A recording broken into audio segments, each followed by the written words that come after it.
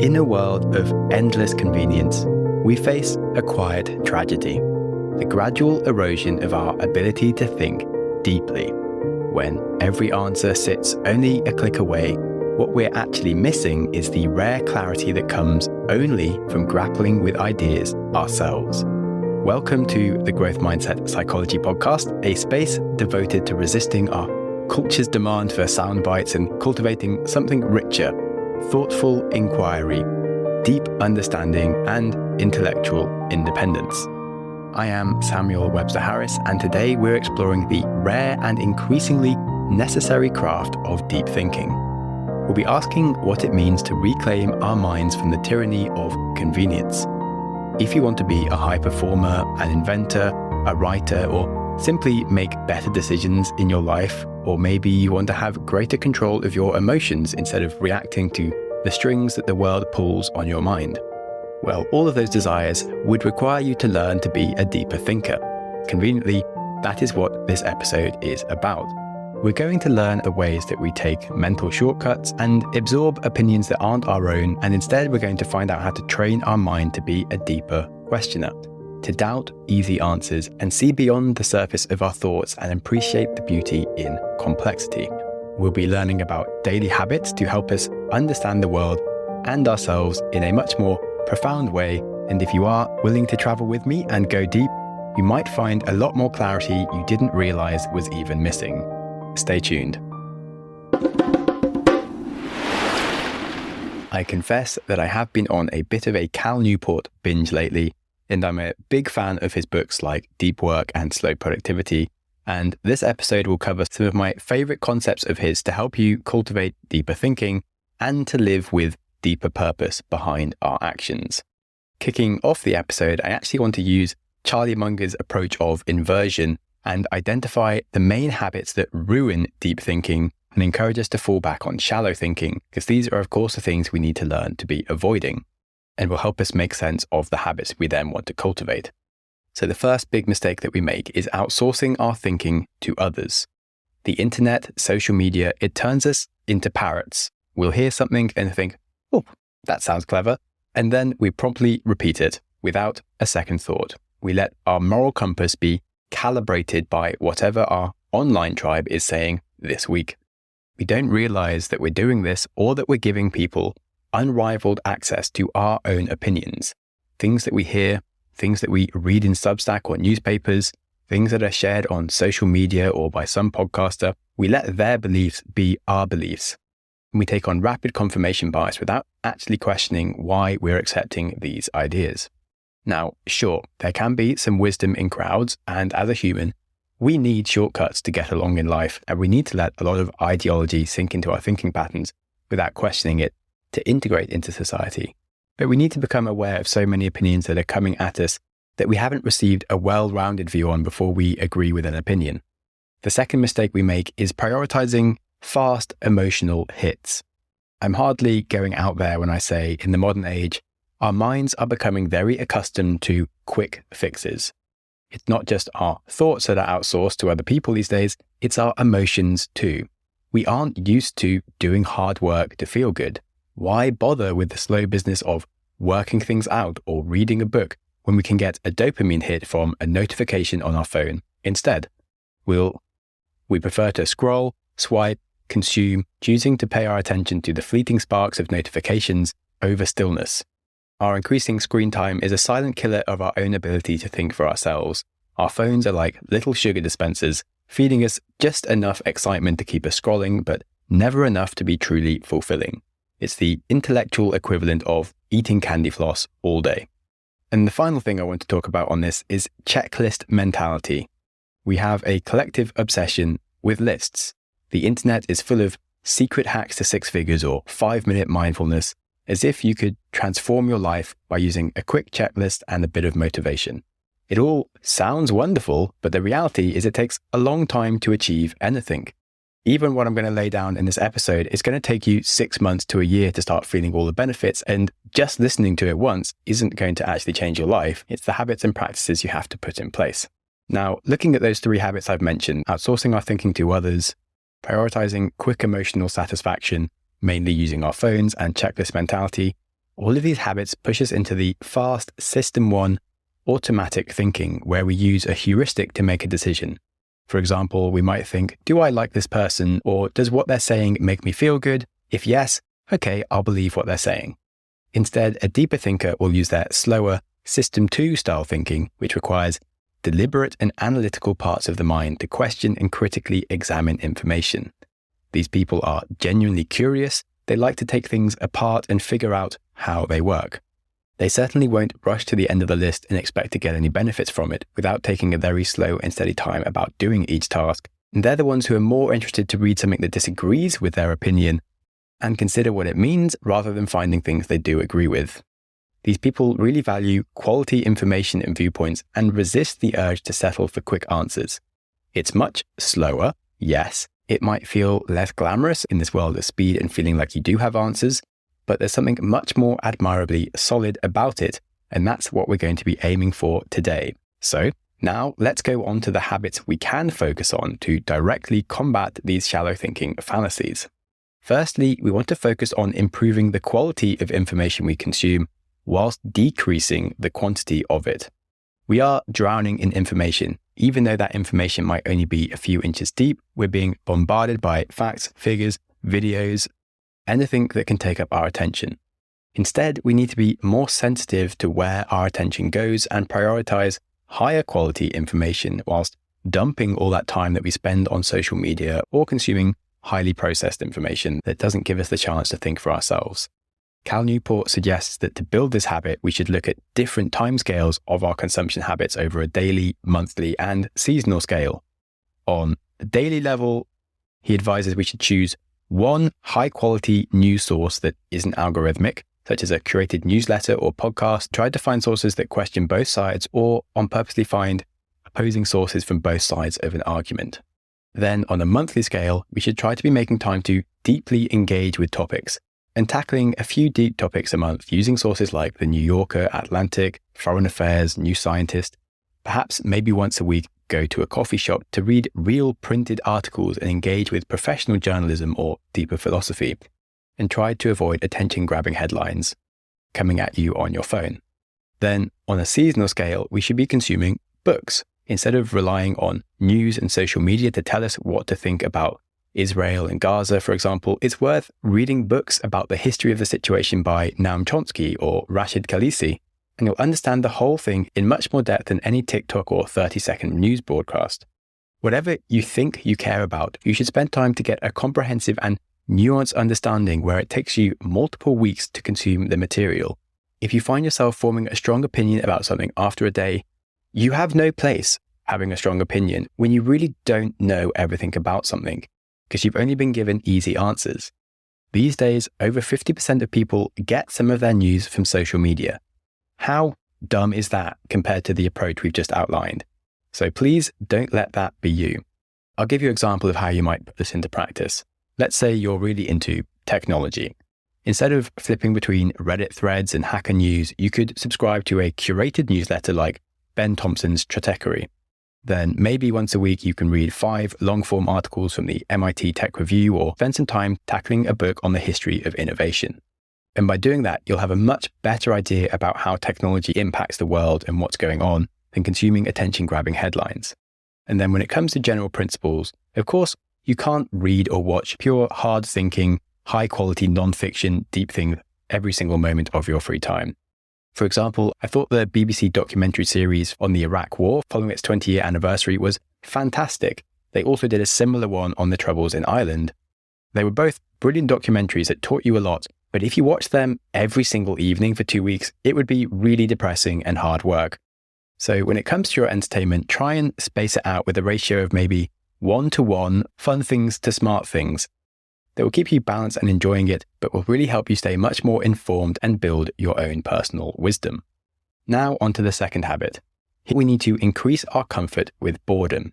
When we have Slack, email, social media, we're at a point now where the average worker switches tasks every 3 minutes and they don't know how to handle boredom when they're in a task that takes more time because they're too used to fast stimulation.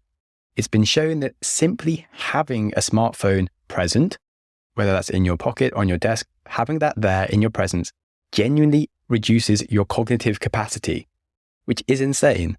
Our attention spans have decreased by 35% in the last 20 years, as we've actively retrained our brains to expect them to be occupied easily. ADHD is growing like crazy as we are rewiring our brains to have worse attention. So to start combating this and to start thinking more deeply so that we can do great work, we need to train our comfort with boredom. Our brains need to feel comfortable in the absence of constant novel stimuli if we have any chance of being able to conduct really deep and serious thinking.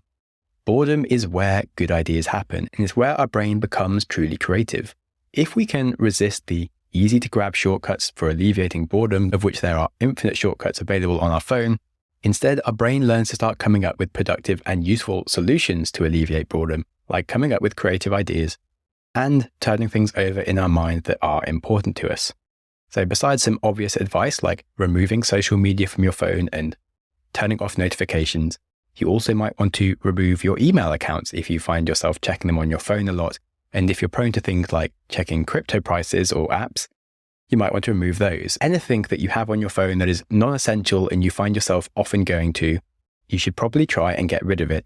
And you can check the apps that appear on your screen time to really see where this lies. Besides sanitizing your phone, you also want to try building up more daily phone-free activities. Go on some specified daily routines that you have without a phone. Maybe visit the local shop or take the trash out, do them for 5 or 10 minutes whilst leaving your phone behind, and get used to being a human that has a phone that isn't permanently glued to them somewhere in their pocket or hand. Then you want to start trying to do longer things like reading a book or taking a walk without a phone, and resisting that urge to always be listening to music or a podcast, and instead just being with your thoughts. When you do this, you're turning off all the thoughts of other people that we're always consuming, and instead we're learning to think our own thoughts for a second.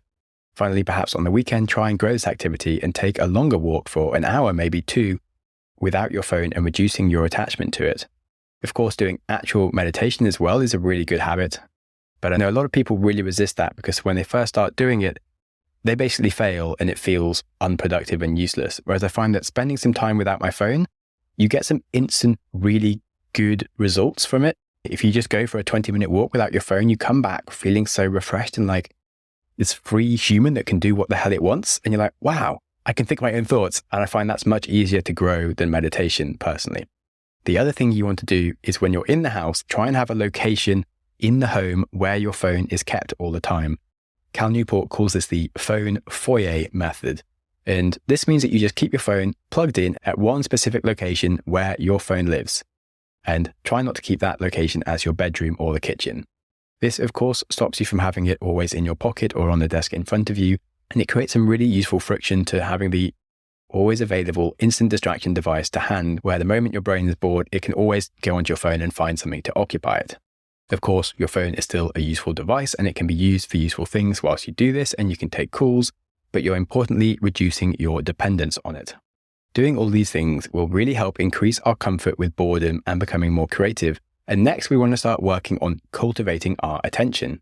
Whether you do genuinely have real ADHD or not, there's technically nothing stopping you from the ability to actually pay attention to things. In fact, ADHD can give you the issue of having too much attention sometimes. Regardless, many of us struggle to focus for extended periods of time due to our distraction rituals that we built up, which these days mostly come from the internet and our phones. And some people have the TV on in the background, which blows my mind, and I kind of forget that that exists until I go to someone's house, and it really unsettles me. But if you have the TV on in the background, please don't have the TV on in the background. Instead, we want to be training our attention, and you can use interval training for this, just like you might do interval training for intense physical activity to build your physical stamina. By deeply focusing on a single task for even a very small period of time, you can get comfortable concentrating and then start to slowly extend the time.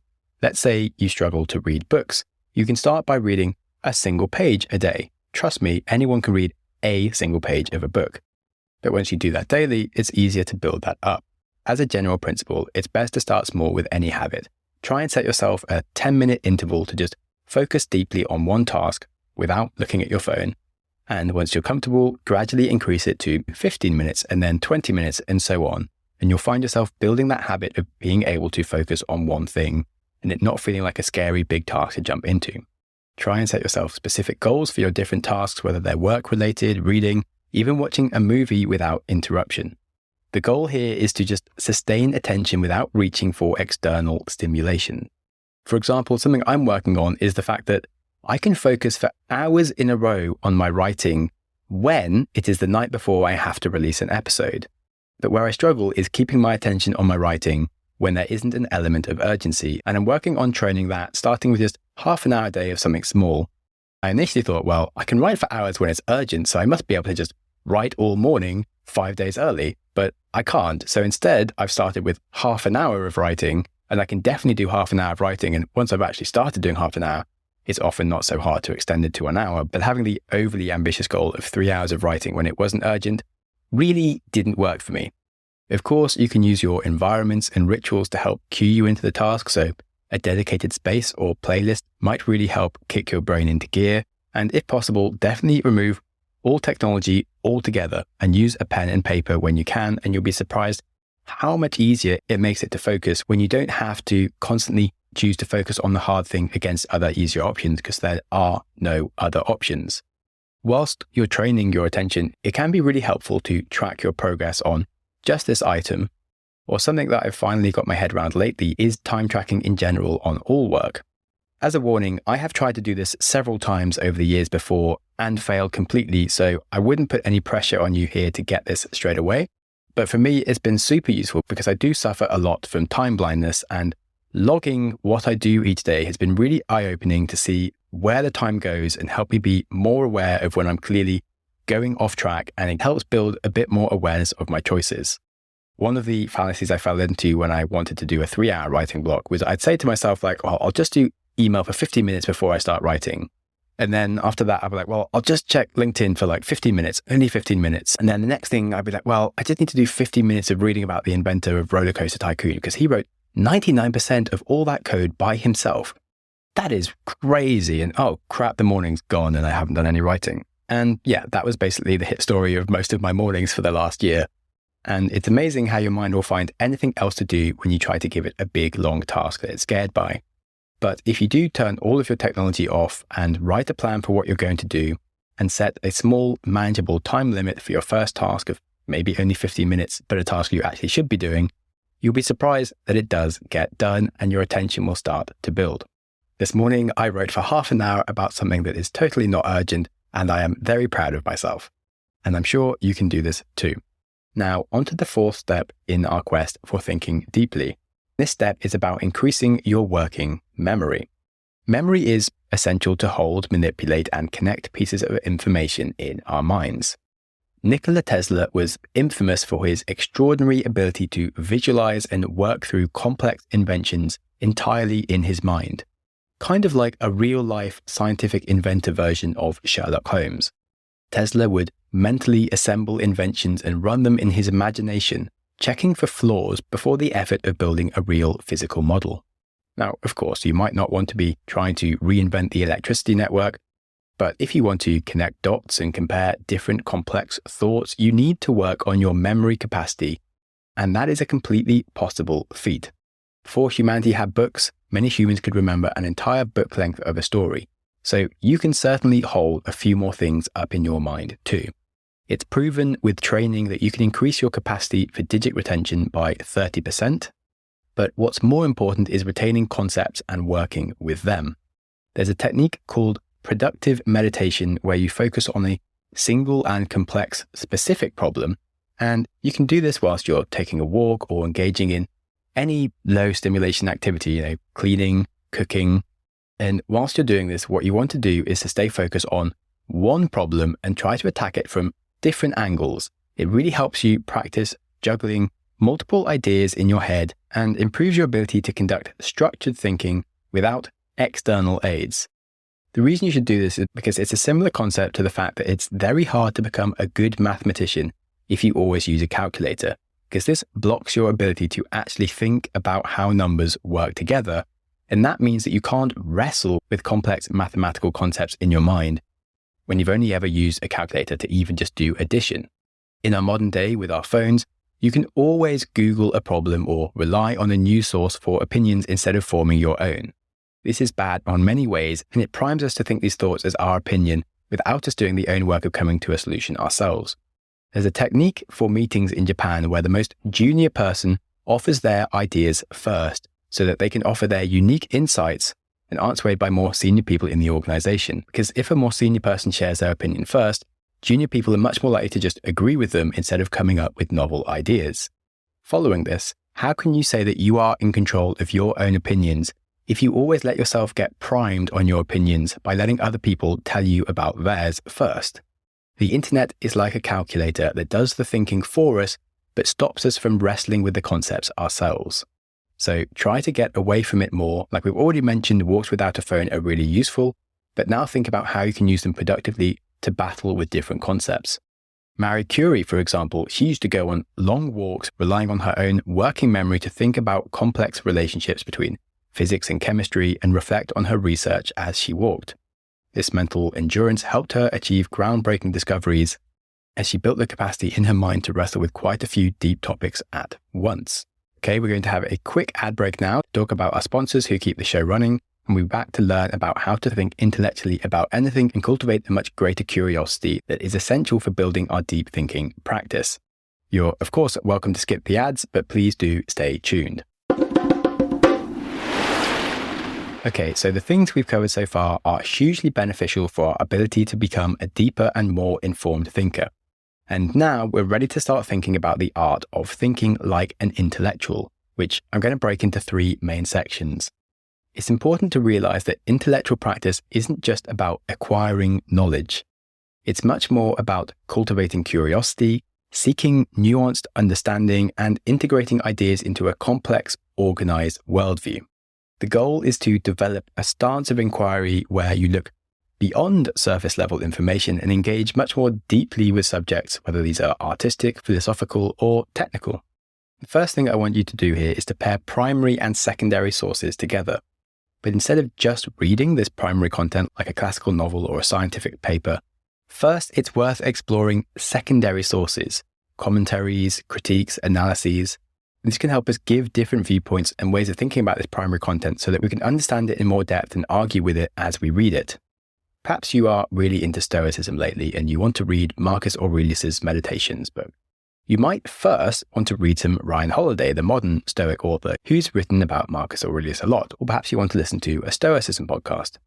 Doing this practice will provide a better framework for you to understand and appreciate the primary source when you do read it. The next habit here is a practice popularized by Richard Feynman, although I'm sure it's been around for centuries.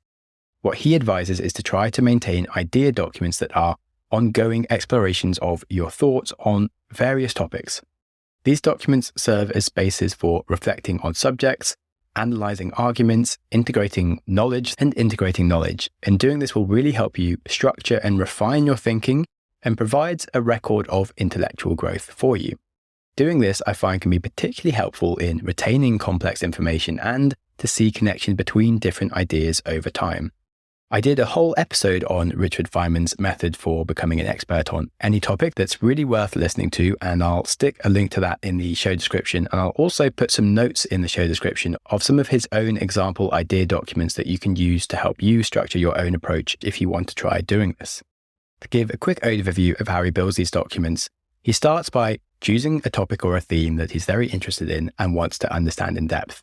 Then you list all the key concepts and questions that you might have to explore over time and have them listed at the top of your document. And of course, feel free to add more things to this list over time as you go through things and find out more ideas you want to know. Then in the main body of your document, explore the topic, summarize everything you learn and synthesize new information with previous knowledge, writing all the summaries in your own words and comparing different perspectives. Next, add a section for questions, reflections, and maybe puzzles you're trying to solve. So for example, in Feynman's document on quantum physics, he had questions on why when you observe a quantum particle, does it change its behavior? It was a problem he wanted to solve and think about. And it's worth him having that prompt to remind him to look for different connections he could make. Then in the final section, what you want to do is start making connections to other fields that you might have been reflecting on in other documents. This will help you build a web of knowledge where you might connect ideas from physics to philosophy and and it'll help you build a deeper understanding of the world around you and how it all interacts together. Now, of course, this is a reasonable amount of work, and doing this is hard unless you are a very interested person in the topic. But I find it hugely rewarding and also much easier to do if you have a reason to publish some of these notes. You see it all the time online. There are people who run a newsletter or a podcast on a specific topic, and they get to think very deeply about it and become an expert. So if there is an area that you really want to geek out on, try exploring it by teaching it. That could be in short little tweets, maybe running a Substack, or even starting your own podcast or YouTube. Now, before going all in and starting a YouTube channel, I'd start with just writing the odd tweet or something on it first to see if it's worth doing, because there's no need to quadruple the size of your homework for no reason. Moving on to the final habit of becoming a more intellectual thinker, and this is the practice of adopting intellectual curiosity and thinking more critically.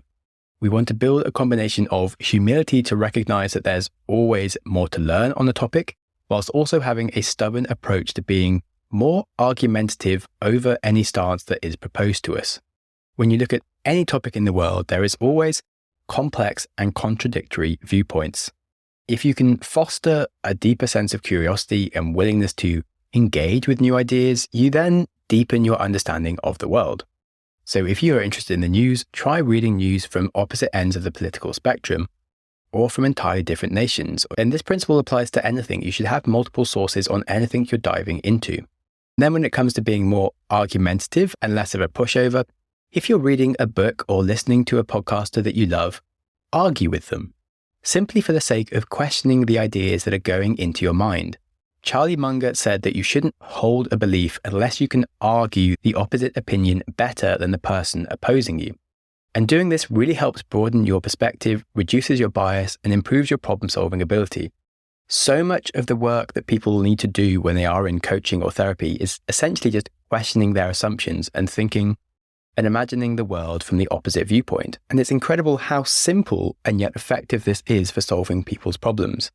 Something I do now when I write my notes on a book is I always have a section where I talk about its weaknesses or anything I thought could be wrong. Even if I love the book, I still force myself to find something about it that could be improved. Of course, being argumentative in a conflicting way isn't helpful, but when you argue with ideas and people out of intellectual curiosity, it can be really beneficial, and a healthy level of arguing, I think, is essential. Benjamin Franklin, for example, was a renowned deep thinker and intellectually curious person. He looked deeply into philosophy, science, inventions, and politics, and he became an incredibly effective polymath. One thing that he did was create a club for deep thinkers where they discussed books, debated philosophy, and they had healthy arguments with each other and conducted experiments. His habit of intellectual exploration helped him to become such an effective polymath and helped him influence everything from his inventions to his role in shaping the United States of America. So following that insight, an idea I've been excited to kick off for a while is launching a book club within the premium membership where we tackle one book a month, mainly in the field of psychology, but we'll possibly branch into things like philosophy, economics, science, and probably not too much self-help, but who knows? So if that interests you, the link to the premium membership is in the description, and you also get ad-free listening and the ability to join our Discord and co-working sessions as well. Reflecting on the things we've learned on this episode, some other things that I've been working on in the goal of becoming a deeper, wider thinker that seem relevant for me to share now. I have thoroughly enjoyed running this podcast and exploring growth mindset psychology, self-improvement, and branching into philosophy for almost 8 years now. But I'm ready to start focusing more on some specific key areas and rebranding the show with a much greater psychology focus and moving a bit further away from self-improvement as a genre, as I do feel like a lot of my content is self-help for people who don't like self-help. And I also feel like I've explored enough areas now. I'm starting to repeat a lot of my own opinions, and I'm ready to move on to bigger and bolder things and practice deeper thinking in them. So when I said the show will be more about psychology, I want to go more specifically into breaking down the psychology of different emotions that we feel and things that we might struggle with, like our attention or romance, but also diving into a topic like breaking down the psychology arcs of a given movie and the internal mindset journeys of the main character to educate people with like a university level worth of psychology, but in a very engaging and easy to digest way that builds curiosity and wonder at the same time. Regardless, that will all be happening next year, so don't panic just yet. But if you do have any thoughts for me, do let me know on my email, growthmindsetpodcast@gmail.com, or feel free to book a free call with me on Wednesday afternoons with the link in the description to chat about that or anything else you're interested in. The other thing that I'm planning on the subject of being a deep thinker and having idea documents and wrestling with ideas from all over the place is starting a second podcast on the history of innovation. And my goal here will be to start from basically the beginning of humanity's inventions up to the modern day. And each year that I run the podcast, I want to cover one era and break down all the most impactful inventions from that time. And the whole show will probably take me 10 to 15 years to make. And when I say innovation, I don't just mean a scientific innovation. I mean any innovation that changed the world, like the stock market is an innovation. Hammurabi's legal code was an innovation. Christianity was an innovation. And why would I do it in sequential order over 15 years? Well, I feel like taking on something epic. And as I've mentioned in this episode, the importance of putting ideas together and really understanding how things work and combining them is a really delightful activity when you do it properly. And as a human navigating the world, I make by far most of my money these days from investing. And to help me do that, deeply understanding how the world changes over cycles, I think is going to be key in navigating the present day with things like AI, cryptocurrencies, and our increasingly creaky political systems that are just all over the place. So looking into the history of innovation has been an idea I've had for a while and just can't seem to get out of my head. And I've even started doing a lot of pre-reading this year, and I have some idea documents already on the go. And I'm excited to start putting this all together. It's a project for next year, but you're welcome to hit me up to talk about it if you want. Anyway, what did we learn this episode, just to give you a refresh before you head off into your new life as a deep thinker? Well, deep thinking isn't a natural state these days, and you really need to cultivate habits to push your brain to do the hard work of seeking clarity instead of taking easy shortcuts. Your phone is definitely the biggest productivity blocker in your life, followed by an internet connection, both of which are beautifully ironic because they are also the things that are most useful to us as a functioning human that wants to learn things, but they are also the most damaging when used incorrectly. If you practice increasing the quality of the information you consume, increasing your ability to deal with boredom, cultivating your attention, strengthening your working memory, and finally being a more critical thinker and actively pursuing an intellectual path to your information that you consume, that will meaningfully change your life over the next 6 months to a year if you start putting these things into a habit. You'll experience a step change in your ability to understand the world and to also not be surprised by outcomes that you didn't plan for, and you'll have much better ideas and more creative solutions to your problems. I'm not saying it's easy, but I do hope you get used to a bit more boredom in your life and enjoying walks, being an intellectual who argues with anyone that comes near you. And if anyone is rude to you in turn, well, you can use your newfound giant working memory to never forget them. Right. On the subject of making connections, you may or may not have friends, but if you do, I challenge you to think of a friend who would love this episode. I'm sure you know one person at least, and I ask if you could share this episode with them. Lastly, I can highly recommend Cal Newport's new book, Slow Productivity, if you like this episode, or in fact, any of his books are pretty good, and he's just a total legend. And on that, please stay deep. Thank you so much for listening. Go you! Your consistency to reach the end of an episode is legendary. My hero! But when we learn things, it's important to reflect. So I politely invite you to take a pause, rifle through the biggest ideas you just heard. So here's your opportunity to hit pause and have a think. Okay, did you wrestle with some insights? Information doesn't stick when we race from one podcast to the next without using our brain to play with the knowledge. So here's another go at a pause. Alrighty, I'll let you off to continue with your life now. If you have any ideas or feedback for the show, I'm always interested to hear from you. You're the best! And other than that, please stay curious. Curious. Growth. Smiling for no reason.